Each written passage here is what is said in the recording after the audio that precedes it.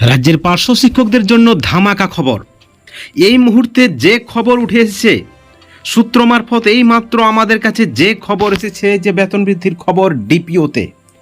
বন্ধুগণ, সরকারপন্থী সংগঠনের একদল বলছেন, যারা সরকারি অনুমোদিত সংগঠন, শিক্ষামন্ত্রী এবং মুখ্যমন্ত্রীর সিলমোহরের সংগঠন, রমিউল ইসলামের সংগঠন, বলছেন যে বেতন বৃদ্ধি হতে চলেছে, ফাইল রয়েছে, কিন্তু সেই ফাইলে মুখ্যমন্ত্রীর অনুমোদন বাকি রয়েছে। তাদের যে বক্তব্য প্রায় এই ধরনের। ঠিক অপরদিকে পার্শ্ব শিক্ষক ওয়েলফেয়ার অর্গানাইজেশনের পক্ষ থেকে ডক্টর সালাম স্যার বলছেন সব কিছুই রেডি, তার কাছে প্রমাণ রয়েছে, যে কোনো সময় জিও, যে কোনো সময় বেতন বৃদ্ধির ঘোষণা। এই মুহূর্তে যখন চরম একটা দোটানায় রয়েছে পার্শ্ব শিক্ষক সমাজ, ঠিক এই পরিপ্রেক্ষিতে আরও একটা বড় খবর এসেছে। এবার ডিপিওর কাছে মেসেজ এসেছে। ডিপিও আধিকারিকরা বলছেন যে পার্শ্ব শিক্ষকদের বেতন বৃদ্ধি শুধুমাত্র আর কয়েকটা দিনের অপেক্ষা। এই সপ্তাহেই জিও হওয়ার সম্ভাবনা রয়েছে। এবং সব থেকে যে বড় খবর, যে তাহলে পার্শ্ব শিক্ষকদের বেতন বা ভাতা কত হতে চলেছে। আপনারা দেখেছেন যে যেভাবে 2016 সালের এসএসসির পুরো প্যানেল বাতিল করেছে সুপ্রিম কোর্ট, এবং ঠিক দুর্নীতির অভিযোগে প্রাইমারির 32,000 শিক্ষকের প্যানেলও কিন্তু বাতিলের পথে বা বাতিল হওয়ার সম্ভাবনা রয়েছে।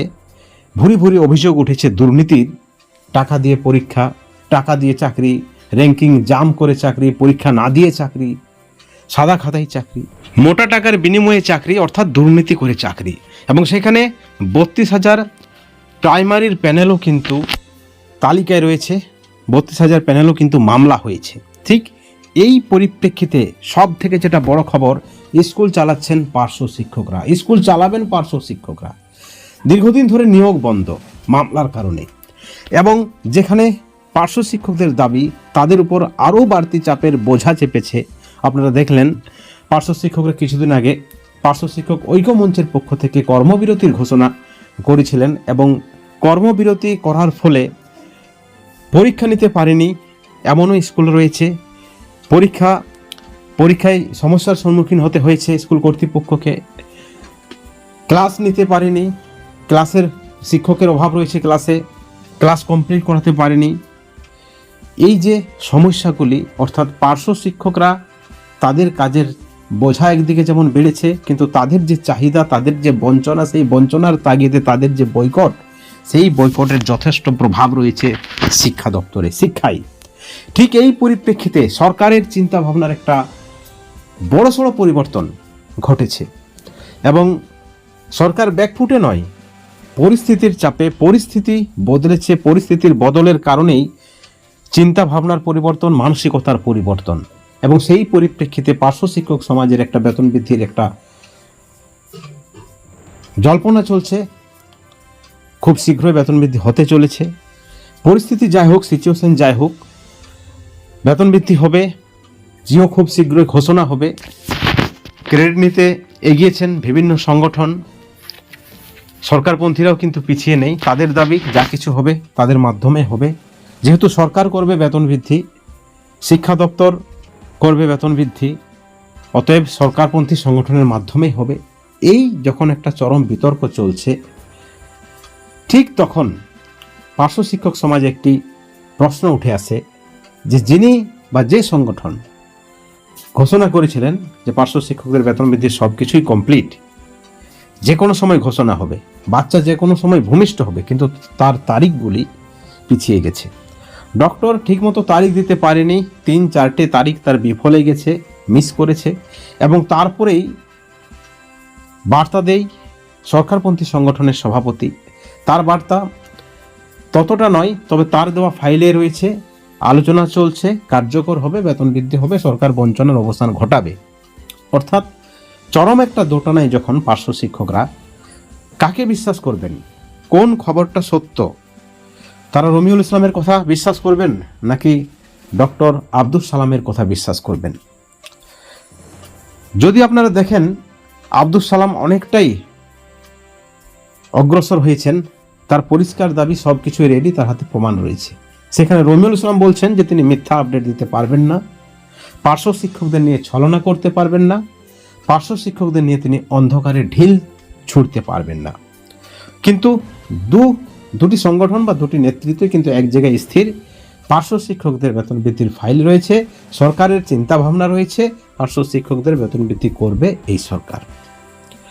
ঠিক এই পরিপ্রেক্ষিতে যে খবর আমরা পেয়েছি, রাজ্যের প্রতিটি ডিপিওতে বেতন বৃদ্ধির খবর রয়েছে। আধিকারিকরা বলছেন যে পার্শ্ব শিক্ষকদের প্রায় সব কিছুই রেডি। পার্শ্ব শিক্ষকদের একটা মোটা অঙ্কের বেতন বৃদ্ধি হতে চলেছে। স্থায়ী শিক্ষকরাও মেনে নিয়েছেন, তাদের কাছেও খবর রয়েছে, তারাও বলছেন নবান্নে ফাইল রয়েছে পার্শ্ব শিক্ষকদের। তারাও বলছেন 2 গুণ 3 গুণ বেতন বৃদ্ধি হতে চলেছে পার্শ্ব শিক্ষকদের। অর্থাৎ এই যে চাকরি বাতিলের খেলা, দুর্নীতির দায়ে চাকরি বাতিল, প্যানেল বাতিল, সেখানে লিস্টেড রয়েছে প্রাইমারি থেকে আবার প্রাইমারি সকলেই, অনেকগুলি প্যানেল, 32,000 প্যানেলটাও রয়েছে প্রাথমিকের। সেখানে পার্শ্ব শিক্ষকদের গুরুত্ব কোথাও না কোথাও বেড়েছে, কারণ পার্শ্ব শিক্ষকরা যেভাবে নিষ্ঠার সঙ্গে কাজ করেছেন, তাদের যথেষ্ট এক্সপিরিয়েন্স রয়েছে, যথেষ্ট যোগ্যতা রয়েছে।